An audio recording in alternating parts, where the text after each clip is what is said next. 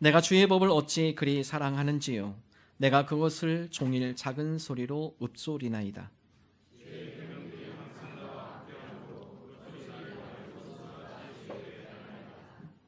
내가 주의 증거들을 늘 읊조림으로 나의 명철함이 나의 모든 스승보다 나으며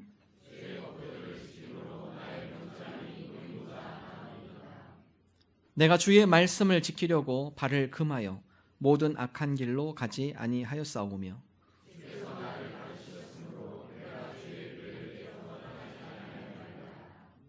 주의 말씀의 맛이 내게 어찌 그리 단지요 내 입의 꿀보다 더 다니이다.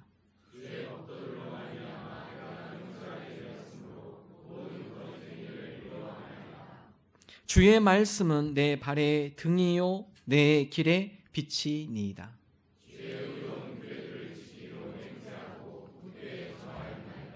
아멘.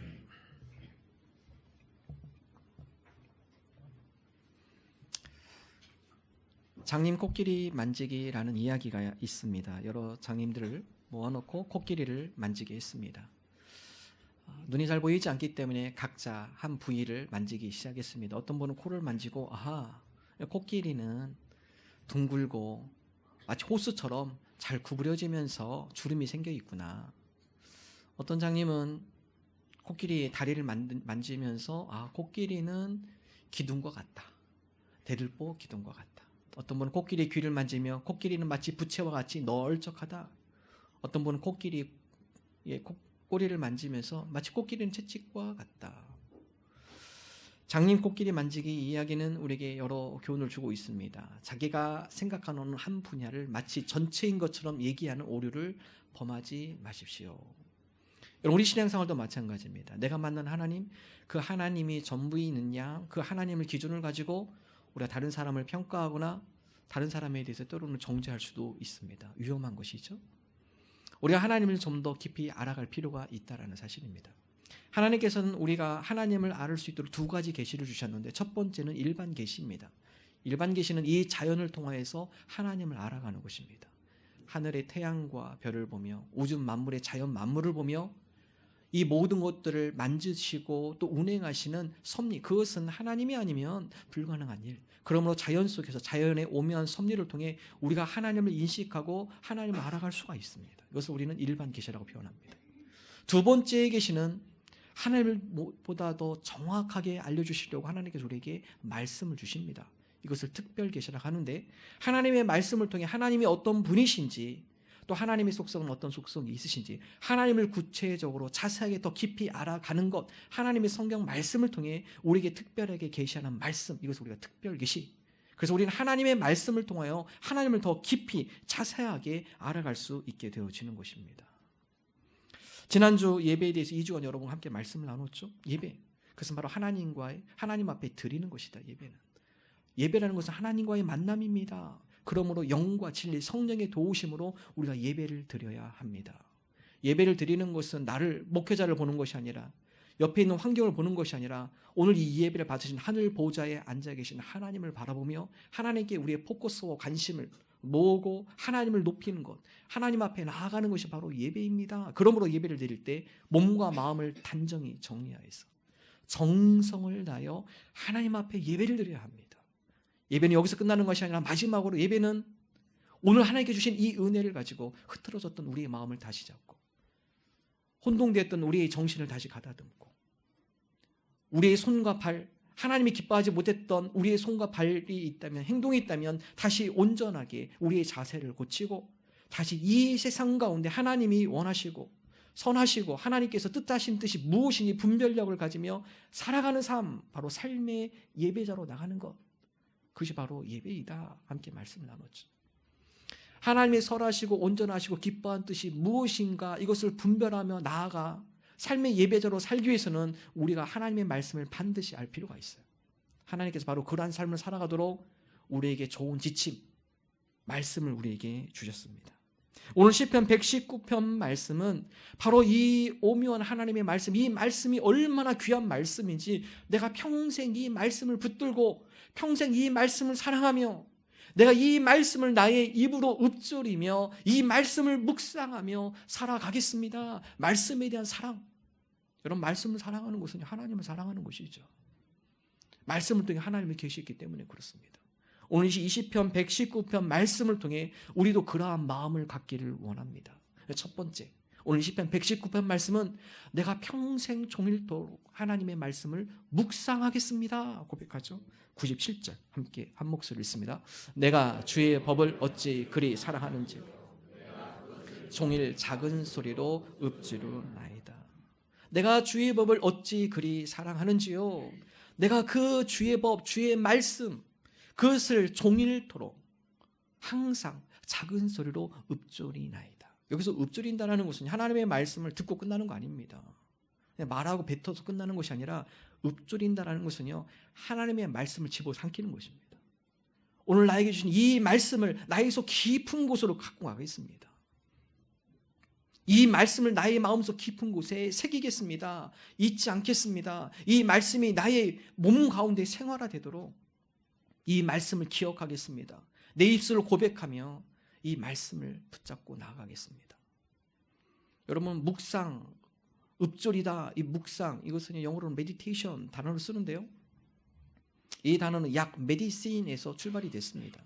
약을 먹으면 약이 우리 몸속에 들어가서 우리 몸속에 소화가 되면서 화학 반응을 일으키기 시작하죠.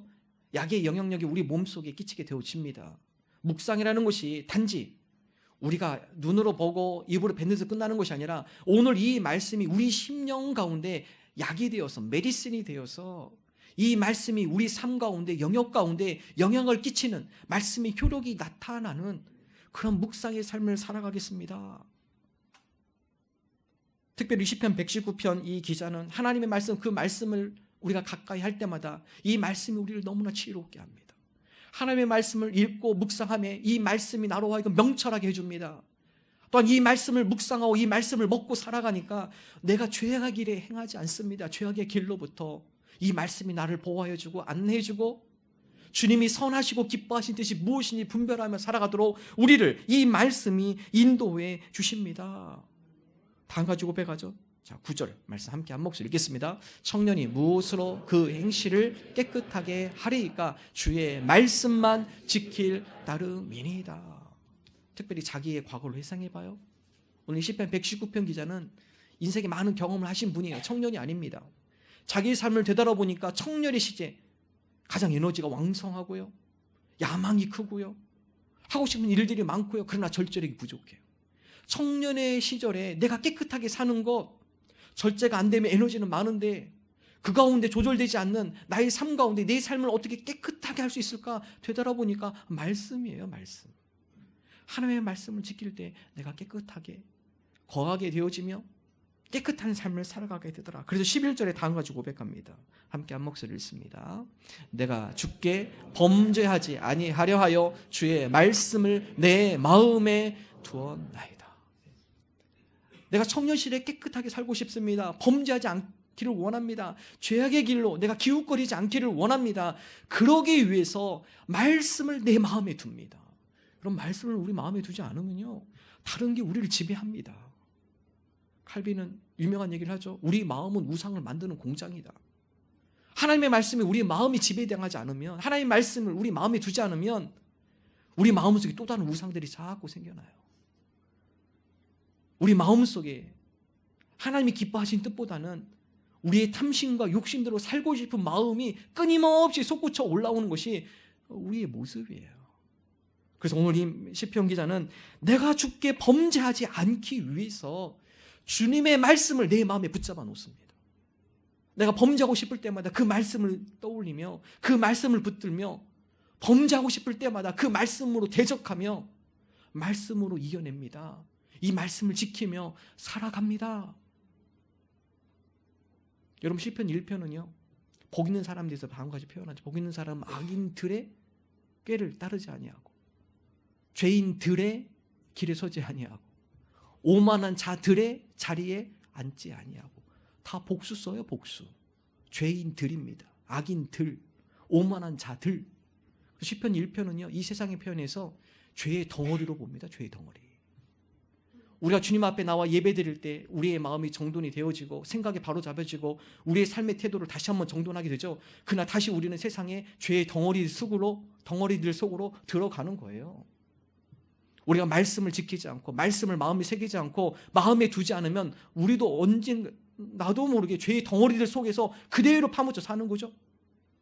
내가 바로 그러한 죄의 덩어리들에 또한 그러한 마음을 품지 않도록 주님의 말씀을 내 마음에 두었습니다.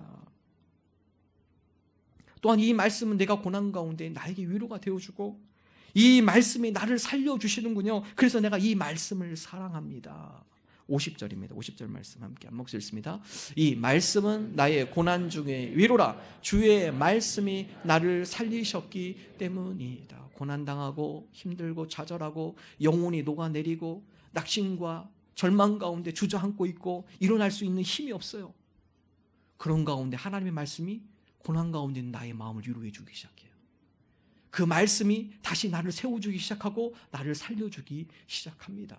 여러분, 하나님의 말씀이 이런 능력이 있는 거예요. 이 말씀을 내가 금보다 순금보다 내가 더 사랑합니다. 127절이죠. 함께 읽습니다. 그러므로 내가 주의 계명들을 금 곧 순금보다 더 사랑하나이다. 금이 해줄 수 없는 일이에요. 순금이 할 수 없는 일이에요. 녹아내린 우리의 영혼을 살려주고 좌절과 낭만 가운데 주저앉고 있는 우리들에게 다시 새 힘을 불어 넣어주어서 우리를 살리는 것, 하나님의 말씀입니다. 이 말씀이 얼마나 귀한지, 우리 인생 가운데 이 말씀이 얼마나 달고 얼마나 오묘한 말씀인지 꿀보다도 이 말씀이 나에게 더 달콤하고 좋습니다. 103절이죠. 함께 한 목소리 읽습니다. 주의 말씀의 맛이 내게 어찌 그리 단지요 내 입에 꿀보다 더 다니이다. 이 말씀이 내 삶 가운데 얼마나 오묘한 말씀, 달콤한 말씀, 내 마음을 풍요롭게 하고 풍성케 하시는지, 내가 이 말씀을 꿀보다도 더 좋아하며 이 꿀보다도 더 다름을 고백합니다. 여러분, 그 당시의 꿀은요, 그 당시 음식 중에서 최고의 음식이었어요. 지금은 꿀보다 더 단 음식들이 많이 있죠. 근데 그 당시에는 꿀보다 단 음식이 없습니다. 꿀이 최고로 단 음식이고요, 영양면에서도 지금은 꿀에 과자를 너무 많이, 설탕을 너무 많이 넣잖아요. 완전 오리지널 꿀, 영양이 최고의 꿀이 그 당시 최고의 음식이었어요. 달콤하면서도 영양을 채워주는 아주 귀중한 음식, 바로 이 꿀보다도 내가 주의 말씀을 더 사모하며 이 꿀보다도 더 달콤한 하나님의 말씀을 내가 사랑하나이다. 오늘 저와 여러분이 하나님의 말씀 금, 순금보다 귀히 여기를 원합니다. 오늘 이 하나님의 말씀, 세상의 어떤 것들보다도 이 말씀을 사랑하며 이 말씀 가운데 달콤함을 누리는 저와 여러분 되기를 주님의 이름으로 축원합니다. 요즘 먹방이 인기라고 그래요. TV 보면 먹방 프로그램이 사람들 시청이 많이 하고요. 유튜브에도 보면은 이 먹방을 개인 유튜버가 이렇게 해가지고 찍어서 보면 조회수가 많이 올라가고, 먹방. 그래서 사람들이 먹는 데 관심 많죠. 그래서 여러분 어디 놀러 가면은 밥 먹을 때 꼭 네이버 하시는데 물어보잖아요. 어느 지역에서 맛집. 그럼 네이버에 카페, 블로그에 쭉 다 떠요. 어느 집 맛있다, 어느 집 맛있다. 우리 육의 양식을 위해서 신경 많이 쓰시잖아요, 여러분. 그렇지 않습니까? 어떤 분이 조사를 해봤는데요, 사람 한 사람이 평생 동안 먹는 양이 얼마나 될까? 소가 150마리, 닭이 2,400마리, 돼지가 300마리, 3만 평이 곡식, 6만 평에서 소출되는 과일과 채소. 여러분 엄청 드시는 거예요 지금. 우리 엄청 먹습니다. 평생 동안. 소를 150마리, 다 부자이세요. 소 150마리 드시니까 다 부자이십니다. 다 농장을 하나씩 다 한 개 이상 다 갖고 계신 분들이에요. 우리 그렇게 많이 먹습니다. 먹는 거 관심 많고요. 어디 좋은 거 있으면 그거 찾아가서 거기 가서 먹으려고 하고요. 맛집 있으면 거기 가서 줄을 서더라도 추운데 줄을 서서 그걸 먹으려고 다 줄 서서 기다리고. 저도 제가 성북동에 있었을 때 서울에 가보면 냉면집이 맛있는 집이 있어요. 얼마나 맛있든지. 근데 점심도 얼마나 뜨겁습니까? 냉면 먹으려면은요, 사람들이 줄을 쫙 서 있어요. 근데 거기는 그늘도 안 돼 있어요. 근데 그거 먹으려면 30분을 기다려요. 땡볕에. 고민 많이 되더라고요. 먹을까 말까. 먹고 나서 또 후회해요. 이거 먹으려고 내가 여기까지 30분 줄 서가지고. 먹는 데 관심 많아요. 근데 여러분 영의 양식에 얼마나 관심이 있으시나요? 영의 양식을 채우는데 얼마나 만큼 애정을 갖고 계시나요? 육의 양식에 대해서 많은 관심과 정성을 들이고 시간을 들이고 물질을 들이지만 영의 양식, 우리의 영혼의 강건함을 유지해주는 영의 양식을 위해서 얼마만큼 애정을 갖고 계시고 얼마만큼 시간을 들이고 계시고 얼마만큼 정성을 다하고 계시나요? 육의 양식과 더불어 영의 양식을 풍성하게 채우는 저와 여러분 되기를 주님의 이름으로 축원합니다. 히브리서 4장 12절 전반절은 하나님의 말씀은 살아있다고 말씀하죠. 우리 전반절만 한번 읽어보겠습니다. 하나님의 말씀은 살아있고 활력이 있어 좌우에 날선 어떤 검보다도 예리하여. 하나님의 말씀은 살아있는 말씀이에요. 그렇기 때문에 하나님의 말씀이 들어갈 때 우리가 살아나는 것입니다. 하나님의 말씀은 운동력이 있어요. 그래서 우리 마음에 들어갈 때 그 말씀이 우리 속에서 운동하기 시작하는 것이죠. 에스겔 37장에 보면 하나님께서 에스겔에게 환상을 보여주죠. 에스겔을 데리고 갑니다. 에스겔아, 너 저 골짜기에 가서 골짜기에 뭐가 있는 봐라. 에스겔이 골짜기에 보니까요, 마른 뼈들이 너저분하게 쫙 깔려 있어요. 에스겔아, 이 뼈들이 살아날 수 있을까? 다 죽었어. 생기가 없고요. 오래가 돼서 뼈도 다 말랐습니다. 비틀어졌어요. 다 분해됐어요. 살아날 수 있을까요? 전 잘 모르겠는데 주님은 아시잖아요. 그래? 에스겔아, 너 이 골짜기에 있는 마른 뼈들에게서 다음같이 명령해. 마른 뼈들아, 주의 말씀을 들을지어다. 네가 명령해봐라. 에스겔이 그 하나님의 명령을 따라서 에스겔 골짜기에 있는 마른 뼈들을 향하여서 마른 뼈들아, 주의 말씀을 들을지어다. 선포할 때 마른 뼈들이 갑자기 두두두둑 맞춰지기 시작해요. 맞춰지는 그 마른 뼈들 가운데 다시 힘줄이 돋기 시작해요. 그 가운데 다시 살이 돋히기 시작해요. 그 가운데 생기가 들어가게 해요. 그 다음에 마른 뼈들이 하나의 거대한 군대가 되어졌습니다. 여러분, 이 이야기는요, 이스라엘에 대한 환상이에요. 이스라엘이 하나님 앞에 범죄하죠. 하나님께서 이방 민족을 들어서 이스라엘을 칩니다. 이스라엘 백성이 포로로 끌려가요. 예루살렘이 완전히 황폐화가 되어졌어요. 그 가운데 에스겔 선지자가 하나님 앞에 하소연합니다. 하나님, 이 이스라엘에게 희망이 있는 겁니까? 우리 민족에게 희망이 있습니까? 결국 우리 민족이라는 것은 우리입니다. 우리. 하나님, 미래가 보이지 않습니다. 예루살렘은 다 패망해서 망했고 여기 있는 많은 이스라엘 민족들은 다 포로로 흩어져 갔고 이제는 이 이스라엘의 역사가 가운데 사라지는 것이군요. 주님께서 말씀하신 선민, 주님께서 말씀하신 이스라엘 땅한 축복, 이 모든 것이 다 어디 갔습니까? 다 숲으로 돌아갔고 우리에게 희망이 없습니다. 아니, 말씀이 다시 살린다. 말씀이 들어가면 마른 뼈와 같은 이스라엘 백성이 다시 살아날 것이다. 생기를 얻을 것이다. 거대한 군대가 다시 되어질 것이다. 여러분, 우리에게도 마찬가지예요. 오늘 마른 뼈와 같이 생기를 잃고 삶에 지치고 좌절이 되고 낙심이 되어지고 소망이 없는 분들이 있으시나요? 말씀을 들으실 때입니다. 말씀이 들어가면 살아나는 거예요. 하나님, 오늘도 주님의 말씀, 하나님의 말씀 살았고 운동력이 있다 하시는데 오늘 생기 있는 하나님의 말씀이 우리 심령 가운데 선포되게 하여 주시고 말씀으로 우리가 살아나게 하여 주옵소서. 하나님의 말씀 가운데 운동력 있는 말씀이 오늘 우리를 지배하게 하여 주시고 우리의 삶 가운데 말씀이 이끌려 가게 하여 주옵소서. 저는 어릴 적 읽은 책 중에 링컨에 대한 이야기가 기억이 오래 남습니다. 미국 역대 대통령 가운데 지혜와 통찰력 그리고 분별력의 사람으로 위대한 대통령 중에 손꼽히는 대통령이 링컨입니다. 여러분, 링컨은 초등학교 출신이에요. 학력이 짧습니다. 선거에서 7번 떨어졌습니다. 그러나 포기하지 않아요. 마지막 8번째 미 합중국 대통령이 당선이 되죠.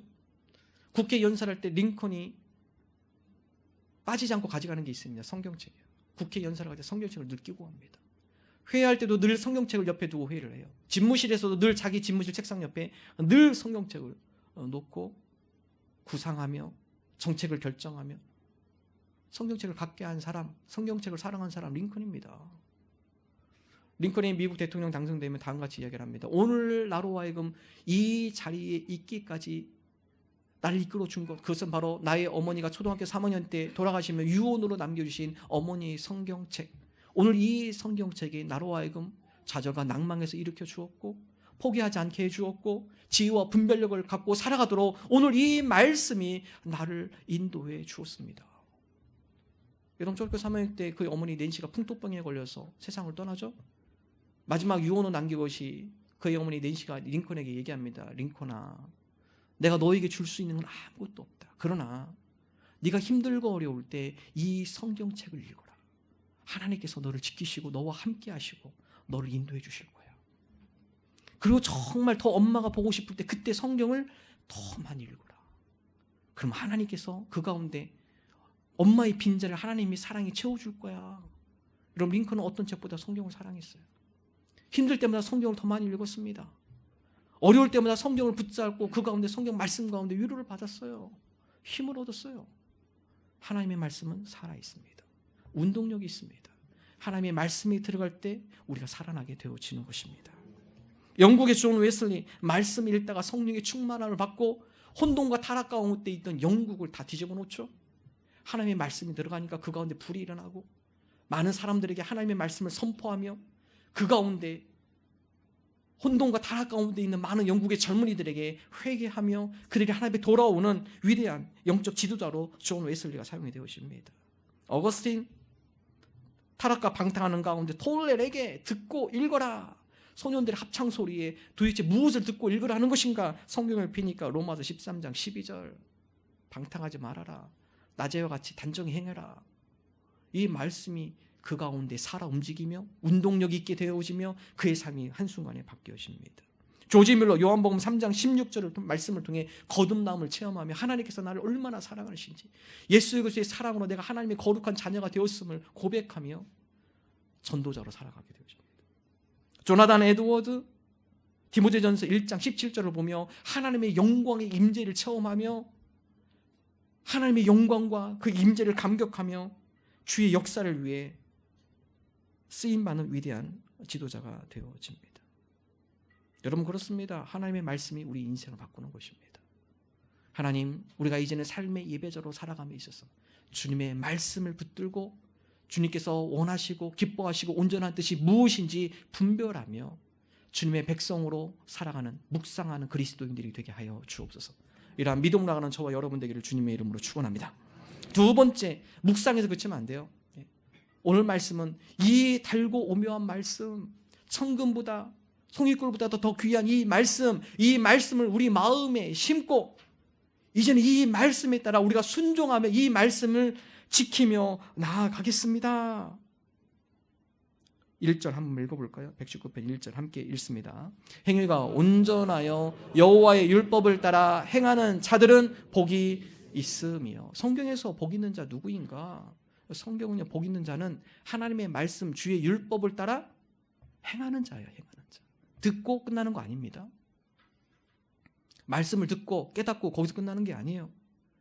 성경에서 말한 복 있는 자란 하나님의 말씀을 들었어요. 결단합니다. 하나님, 이제는 이 말씀을 지키겠습니다. 하나님, 이 말씀을 나의 삶 가운데 적용하며 순종하며 가겠습니다. 여러분, 이게 복입니다. 성경에서 말한 복 있는 사람은요, 말씀을 지켜 행하는 자임을 우리에게 말씀해 주고 있습니다. 그래서 한 가지 고백해요. 106절입니다. 119편 106절 읽습니다. 주의 의로운 규례들을 지키기로 맹세하고 굳게 정하였나이다. 내가 오늘 주님께서 오늘 우리에게 주신 말씀, 나에게 주신 말씀, 하나님, 이 말씀에 내가 감동하며 이 말씀을 내가 지키기로 맹세하고 그리고 그 말씀을 순종하기를 내 마음에 확정하였습니다. 말씀을 붙들고 그 말씀에 따라 순종하며 그 말씀을 행함 가운데 보여주는 자, 바로 그들이 복 있는 자라고 성경 말씀하고 있어요. 복 싫어하는 사람 없죠? 다 좋아합니다. 복 준다고 하면 다 모여요. 미국 사람들도 모르는 사람한테도 그냥 God bless you, 인사가 God bless you예요. 예. 그럼 믿지 않는 분들도요, 땡큐 합니다. 땡큐. 예. 자기가 하나님 믿지 않아도요, 하나님께서 당신을 축복합니다, God bless you 하면요, 다 너무 좋아요. 땡큐. 우리나라로도 복자 많이 쓰셨잖아요. 지금은 많이 없어졌지만 젓가락의 복자, 숟가락의 복자. 어르신들 옛날 농 보면 그 농 큰 복자 다 써놓고. 어떤 분은 복자를 거꾸로 해야 복이 쏟아진다고 해서 복자를 거꾸로, 액자를 거꾸로 만들어가지고 복이 막 자기 집에 쏟아지도록. 복을 얼마나 좋아하는지. 예. 다 복 좋아해요. 복 안 좋은 사람 없습니다. 성경은 무엇을 복이라고 하죠? 하나님의 말씀을 듣고 지키는 자입니다. 요한복음 5장, 마태복음 5장, 6장, 7장, 예수님의 산상수훈, 성경의 황금유리라고 표현하는데요, 예수님의 주옥 같은 말씀이 마태복음 5장, 6장, 7장 기록이 되어 있어요. 이번 주에 읽으셨죠, 여러분? 심령이 가난한 자는 복이 있다. 천국이 그들의 것이다. 애통하는 자는 복이 있다. 그들의 위로를 받을 것이다. 너희는 세상의 소금과 빛이라. 세상 가운데 소금 역할을 감당하고 어두운 데서 빛의 역할을 감당해야 한다. 구제할 때 오른손이 하는 것을 왼손이 모르게 해라. 내일 일을 염려하지 말아라. 한 나라의 괴로움은 그날로 좋게라. 먼저 그의 나라와 의를 구하라. 구하라, 찾으라, 두드려라. 그럼 하나님께서 너희들에게 주실 것이다. 형제의 눈 속에 있는 조그만 티는 그렇게 잘 보면서 내 눈 속에 있는 들보 같은 큰 잘못들은 어찌 보지 못하느냐. 비판하지 말아라. 비판하면 그 비판을 한 대로 너희들이 비판을 받을 것이다. 예수님께서 주옥 같은 말씀을 줄줄줄줄줄 기록해 놓으셨어요. 마지막 결론적으로 다음 같은 얘기를 하세요. 마태복음 7장 24절 함께 한 목소리로 읽겠습니다. 그러므로 누구든지 나의 이 말을 듣고 행하는 자는 그 집을 반석 위에 지은 지혜로운 사람 같으니. 예수님께서 너무나 주옥 같은 말씀을 줄줄줄 하셨지만 말씀을 듣고 여기서 끝나면 아무 소용도 없다. 이 말씀을 듣고 내가 여기 5장, 6장, 7장에 나와 있는 주옥 같은 이 말씀을 듣고 행하는 자가 바로 반석 위에 집을 지은 지혜로운 사람이다. 행함까지 예수님께서 강조하세요. 듣는 것 플러스 하나님이 더 나아갑니다. 우리가 이 말씀대로 따라 지키며 행하게 하여 주옵소서. 그래서 우리의 인생이 반석 위에 집을 짓는 지혜로운 자들이 되게 하여 주옵소서. 말씀을 듣고 지키는 자, 반석 위에 집을 짓는 겁니다. 말씀을 듣는 것, 그것도 집을 짓는 거예요. 근데 어디다 짓느냐? 모래 위에 짓습니다. 언제 표가 다 나죠? 폭풍이 일 때, 바람이 불고 풍랑이 일 때요. 모래 위에 지은 집, 뭔가 집을 지은 것 같아요. 외형은 있어요. 그냥 쉽게 무너져 버리죠. 말씀을 듣기만 하고 지키지 않으면 마치 모래 위에 지은 집처럼 아는 건 있어요. 그리스도의 어떤 모형이나 형태를 만들어가고 있어요. 그러나 풍랑이 올 때, 인생의 풍랑이 몰아치기 시작하면 순식간에 무너지고 넘어져 버리고 쓰러지는 겁니다. 근데 말씀을 듣고 지키는 자는 풍랑이 와도 반석 위에 지은 집이기 때문에 쉽게 무너지지 않습니다. 바로 그러한 자가 지혜로운 자임을 예수님께서 말씀하고 계십니다. 어느 한 목사님이 교회에 부임하게 되었습니다. 워낙 유명한 목사님이셔서 교인들이 많은 기대를 했어요. 목사님의 첫 설교 시간에 많은 교회들이 와서 목사님의 설교를 듣습니다. 그때의 제목이 당신은 헌신했는가? 말씀이 끝나서 많은 교회들이 목사님 정말 말씀 너무나 은혜 받았습니다. 너무나 감사합니다. 그 다음 주일에 소문이 퍼지면서 더 많은 성도들이 예배실에 꽉 찼습니다. 오늘은 또 무슨 말씀을 해주실까? 제목이 당신은 헌신했는가? 본문도 똑같고 원구도 똑같아요. 도대체 왜 목사님이 똑같은 설교를 이번 주도 하실까? 뭔가 의도가 있으시나? 그 다음 세 번째 주에 이번 주는 또 무슨 말씀을 하실까? 다 기대하는 마음으로 예배에 꽉 찼습니다. 세 번째 설교도 역시 당신은 헌신했는가? 본문과 원고가 똑같아요. 예배가 끝나고 나서 성도들이 목사님께 불평을 합니다. 목사님, 아무리 그렇지 설교 준비를 너무 안 하시는 거 아닙니까? 우리가 바보입니까? 3주 동안 설교한 거 우리가 모를 것 같으세요? 똑같은 내용을 왜 똑같이 3주 동안 하십니까? 목사님 다 같이 얘기했습니다. 제가 3주 동안 설교하셨는데 여러분 행동하셨습니까? 제가 3주 동안 똑같은 말씀을 해가지고 여러분에 선포했지만 여러분 그것을 삶 가운데 지키고 계세요? 행동을 옮기시고 계십니까? 여러분이 행동을 옮기지 않으면 다음 주도 똑같은 설교합니다. 여러분이 행동을 옮길 때 저는 다음 설교를 준비하며 그 설교를 함께 나누겠습니다. 여러분 이 이야기는요, 듣기에 만족하고 행하지 않는 현재 우리 현대의 크리스찬들의 모습을 보여주고 있습니다. 말씀의 홍수시대에 살고 있어요. 라디오를 틀어도 스마트폰을 틀어도 얼마든지 좋은 말씀 들을 수 있어요. 중요한 것은요, 하나님이 이 가운데 나에게 주신 이 말씀을 붙들고 내가 이 말씀을 삶 가운데 적용하며 순종하며 실천하며 나아갑니다. 그때 열매가 맺히게 되어지는 것입니다. 중국의 허드슨 테일러가 다음같이 얘기했습니다. 작은 일은 작은 일이다. 그러나 작은 일에 충성하는 것은 위대한 일이다. 작은 일, 작은 일이에요. 그러나 그 작은 일을 실천하며 순종하며 그 작은 일 하나에 나의 행동을 보여주며 그것을 순종함으로 나갈 때 그 사람은 위대한 일을 하는 것입니다. 오늘 저와 여러분이 나에게 주신 말씀, 하나님 이 말씀을 사랑하고 이 말씀을 묵상하고 이제 이 말씀을 내가 듣는 데서 깨닫는 데서 그치는 것이 아니라 이 말씀을 삶 가운데 행하며 지키며 순종하는, 그래서 우리 삶 가운데 위대한 일, 열매를 맺는 성도들이 되게 하여 주옵소서. 이러한 믿음으로 나가는 저와 여러분 되기를 주님의 이름으로 축원합니다.